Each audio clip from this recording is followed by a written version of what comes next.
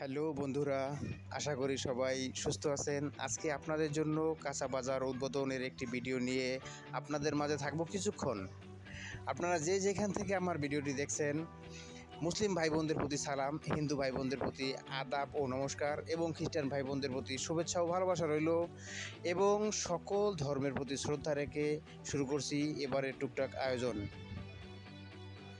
বন্ধুরা, টাইটেল থেকেই বুঝতে পারছেন এবারে থাকবে একটি কাঁচা বাজার উদ্বোধনের রিভিউ। প্রথমেই আপনাদের কাঁচা বাজারের লোকেশনটা জানিয়ে দেওয়া দরকার। বাংলাদেশের গাজীপুরে অবস্থিত টঙ্গী স্টেশন হয়ে মীরের বাজার আসতে হবে। মীরের বাজারে গ্রামীণ ব্যাংক রোডে অবস্থিত জনতা স্মার্ট কাঁচা বাজার। মিলাদ ও দোয়া মাহফিলের মধ্য দিয়ে আজকে উদ্বোধন হয়ে গেল জনতা স্মার্ট কাঁচা বাজার। রাতের বেলায় থাকছে কনসার্ট অনুষ্ঠান।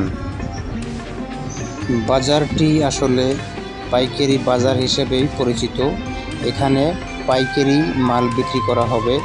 সমস্ত ধরনের কাঁচা বাজার, ফল, কাঁচা ফল, পাকা ফল এবং সমস্ত কাঁচা বাজার।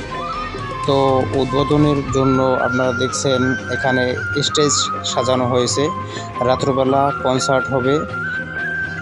ভিডিওটি দিনের বেলায় ধারণ করা হয়েছে বিদায় কনসার্ট দেখাতে পারলাম না। কনসার্ট হয়তো অন্য কোনো ভিডিওতে থাকবে। আশা করি ভিডিওটি ভালো লাগবে আপনাদের।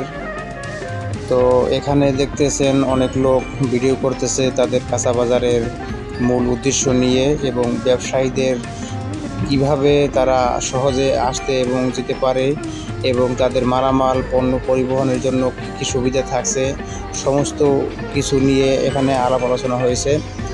দেখতে পাচ্ছেন স্টেজ সাজানো হয়েছে, অনেক চেয়ার, দর্শনার্থীদের জন্য অনেক চেয়ার রয়েছে। যারা এখানে দর্শন করতে আসবেন, দেখতে আসবেন তাদের জন্য রয়েছে বসার বড় ব্যবস্থা এবং গান ও নৃত্যের ব্যবস্থা থাকবে। দেখতে পাচ্ছেন মাইকম্যান এবং ডিজে মিউজিকের যারা থাকবে তারাও এখানে আছে। স্টেজের মোটামুটি সামনের যে ভিউটা এটা আপনাদেরকে দেখানোর চেষ্টা করছি।